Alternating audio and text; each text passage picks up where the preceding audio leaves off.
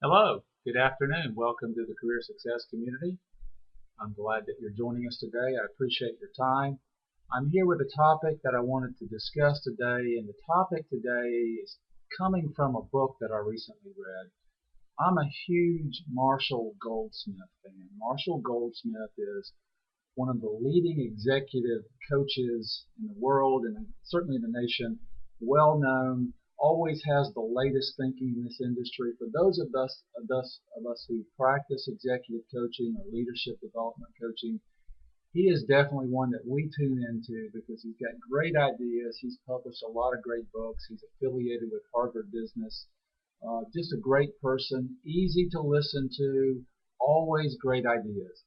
One of his more recent books is a book called "What Got You Here Won't Get You There." And here's a picture of the book.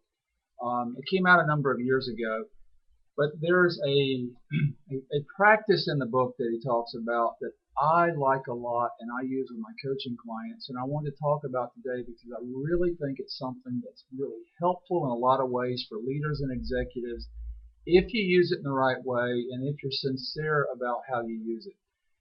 And the idea is what Marshall calls feed forward, getting feed forward from other people. We all know what feedback is. Feedback is when we go to someone that may be a direct report or a peer or a supervisor or manager, and we ask them, what is it that I can do to become better? We get feedback on performance reports, we get feedback informally, and we get feedback formally as well through through a performance evaluation or so forth. The issue with feedback is we don't necessarily know what someone's going to come up with when we put that question out there. And because we're looking at history, and because people tend to talk about history when they talk about feedback, it's easy for us to get defensive about what we hear and talk to people about why we did it and give reasons and justifications. All of that leads you away from the change in behavior that you probably need to make that's associated with that feedback. So he came up with the idea and probably coined the term, because I had not heard it before, of feed forward. And feed forward is 4 steps. And I want to take you through the 4 steps. And if you do it and you do it religiously and you do it often, it brings people closer to you. It lets people know that you care about them, and you get great information with respect to what you can do to be a better person, be a better professional, leader, and executive. So feed forward. Here's how it works. First of all, pick something, whatever it is, but something that you know is an area that you want to get better in. It could be a strength that you want to strengthen. It could be an area of weakness that you know that you have that maybe has come out of conversations or feedback that you've got in the past, but it's you coming up with whatever it is. Let's say you want to become a more supportive manager or more supportive leader. You take that change in behavior that you want to see manifest in your work life, and you pick a number of people. Now, these individuals can be direct reports, they can be your peers, they could be a supervisor, they could be family members, they could be friends, they could be people that know you outside of your work environment that are affiliates or business partners, whatever. But you go to them with the question. And the question is put this way. Again, 4 steps. Identify the thing. So we're going to assume that you want to become a more supportive leader.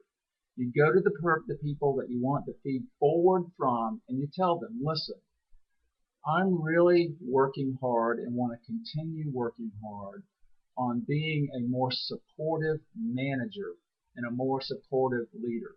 I want people to feel like when they come to me and what they get from me is a feeling that I support them, that I'm there for them, and that I'll back them up. That's where I want to go. I want to continue to strengthen that. Can you give me 3 ideas for specifically what I can do to become a more supportive leader? Give me 3 ideas. So what you're doing is you're telling them what you want to improve upon. I want to be a more supportive leader. then you're going out to these individuals and you're asking them for ideas. Then you sit back and let them talk. Let them give you ideas. Let them come up with 3 things that they believe are things that you can do to become a more supportive leader, or whatever the behavior is that you want to focus on. Take notes. Listen carefully. Do not judge. Part of the instructions that you want to give to them is not to focus on anything in the past. Don't bring up the past with respect to what you're looking for in terms of feed forward. Tell me what I can do in the future with respect to being a more supportive leader, or whatever it is that you want to work on. Write the information down. Write the 3 ideas. Go to everybody on that list and ask for those 3 ideas. Take a look at those 3 ideas. When you get them individually, all you need to say is thank you. You don't need to say that's a great idea. You don't need to judge it in any way. Simply say thank you. Write it down. Make sure you understand it. It's okay to repeat it back and confirm that you understand what it is that they were trying to convey with respect to each one of those 3 pieces of advice with respect to that feed forward behavior.